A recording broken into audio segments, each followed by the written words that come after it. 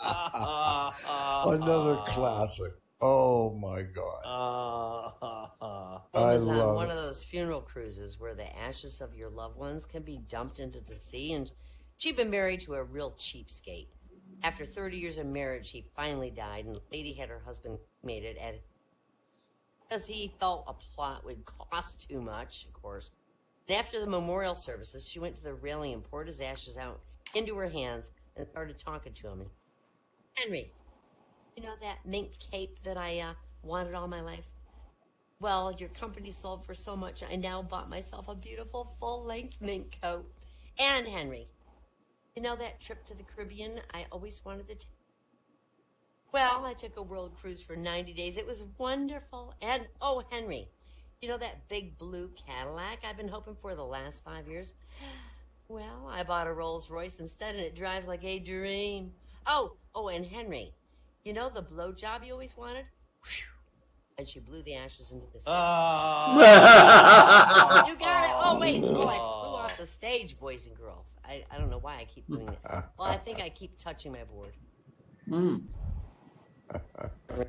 I'm sorry. Nursing school, a woman enrolled in nursing school, and she's attending an anatomy class, and the subject of the day is involuntary muscles, which I just have one. It just flew me off the stage. The instructor's hoping to perk up the students a bit, and he asked the woman if she knows what her asshole does during an orgasm. She says, sure, he's at home taking care of all the kids.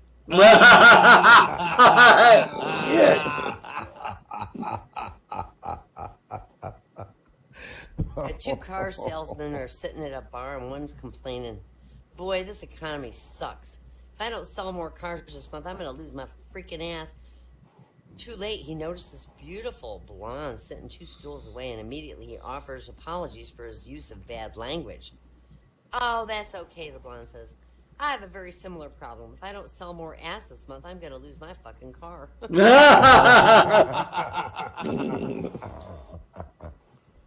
A rich man and a poor man are both buying anniversary gifts for their girlfriends. What are you going to get your girlfriend? Asked the poor guy. And the rich guy says, I'm getting her a diamond ring and a Mercedes. Why are you getting both? Asked the rich man says, well, that way if she doesn't like, I still enjoy the Mercedes when she gets, when she takes. And then the rich man asked the poor man, what you getting your girlfriend? And the poor man says, I'm going to buy her a pair of slippers and a dildo. That way, if she doesn't like the slippers, she can go fuck herself. Hi,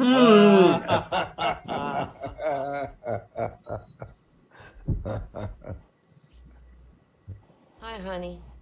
This is Daddy. Is Mommy near the phone?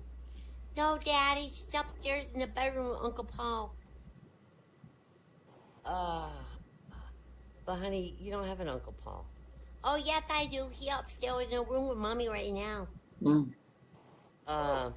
Okay, then I want you to put the phone down and run upstairs and knock on the door and shout to Mommy that Daddy's car just pulled up.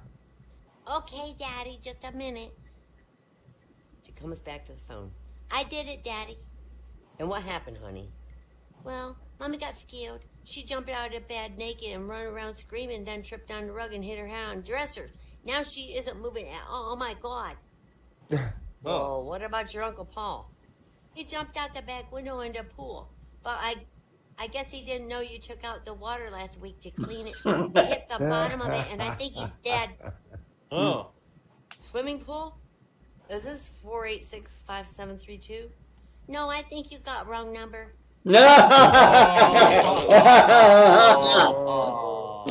Oh my God. Joe was a successful lawyer, but as he got older, he was increasingly hampered by incredible headaches. And when his career and his love life started suffering, he went for medical help. And after being referred from one specialist to another, he finally came across an old country doctor who solved his problem. The good news is I can cure your headaches. The bad news is it will require castration. You got a real rare condition that causes your testicles to press up against the base of your spine. And the pressure creates one hell of a headache. Now, the only way to relieve that pressure is to remove them testicles. And Joe was shocked, and he was really depressed, and he wondered if he had anything left to live for. And he couldn't even concentrate long enough to answer, but he decided, I have no choice. but to go under the knife. So when he left the hospital, he was without a headache for the first time in 20 years, but he felt like he was missing an important part of himself. As he walked down the street, he realized he felt like a different person. He could make a new beginning and live a new life. So he saw a men's clothing store and he thought, that's just what I need. I need a new suit. I need a new suit. So he went in the shop. He says, I want a new suit. And the tailor said, well, looks wrong. Oh, he says, that's right. How'd you know? Well, I've been in business 60 years, the guy says. Joe tries on the suit. It fit perfectly. And while he's looking at himself in the mirror, the salesman's like, how about a new shirt? And Joe, yeah, why not? So let's see. I think 34 sleeve, 16 and a half neck. And Joe was shocked. He's like, how'd you know?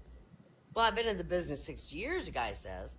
So Joe tried on the shirt, fit perfectly. And as Joe adjusted the collar in the mirror, the salesman like, how about some new shoes? And Joe's on a, sure, why the hell not? So the salesman looks at his, 10 and a half E, it looks like. Joe's astonished. He goes, that's right, how'd you know? Guy says, been in business 60 years. Joe tries his shoes on, they fit perfectly. Joe walked comfortably around the shop. The salesman says, how about some new underwear? Joe thought and goes, why not? Why the hell not? He eyed his waist and he goes, let's see, size 36. And Joe laughed. He goes, ha, I got you. I haven't worn a size 34 since I was 18 years old. The salesman shook his head and said, you can't wear a size 34. Press your testicles up against the base of your spine and give you a hell of a headache.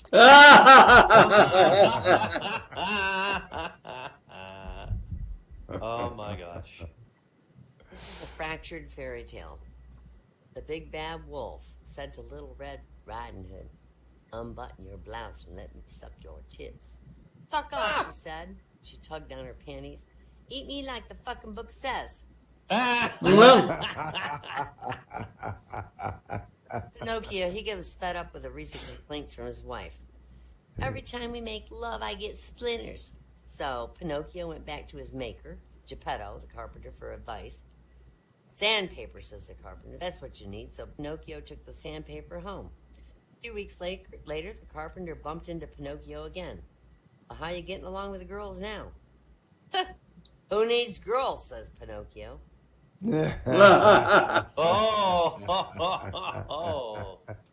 Cinderella. She wants to go to the ball, but her wicked stepmom won't let her. As Cinderella sits crying in the garden, her fairy godmother appears and promises to provide Cinderella with everything she needs to go to the ball, but only 2 conditions. First, you must wear a diaphragm. Cinderella agrees. What's the second? You must be home by 2 a.m. Any later, and your diaphragm will turn into a pumpkin. Cinderella agrees to be home by 2 a.m., and the appointed hour comes and goes, and Cinderella doesn't show up. And finally, 5 a.m., Cinderella shows up looking love-struck and very satisfied. Where have you been, says the fairy godmother. Your diaphragm was supposed to turn into a pumpkin 3 hours ago. Oh, I met a prince, fairy godmother. He took care of everything. I know of no prince with that kind of power. Tell me his name. I remember Peter something or other. Peter Pumpkin. Peter.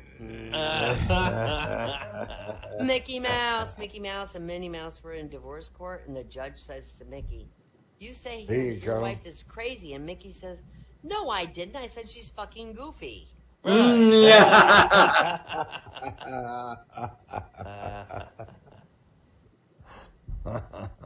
This guy's sitting in a bar having a drink, sees a beautiful blonde girl across the way making eyes at him.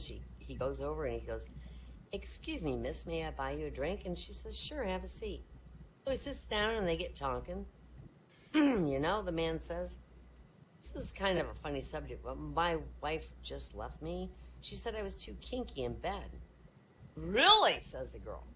My boyfriend just left me because I was too kinky. Do you want to go back to my place and get a little kinky? So they finish their drinks and they leave, and when they get to the girl's house, she says, you wait here. I'm going to slip into something a little more kinky. She comes out from her room wearing a leather teddy with a whip in one hand and handcuffs in the other. The guy is grabbing his coat and heading for her, and she says, wait a minute, I thought you were going to get kinky. And he says, Jesus, lady, I already shit in your purse and fucked your dog. What more do you want me to do? All right, that's mine for the Oh. night, boys.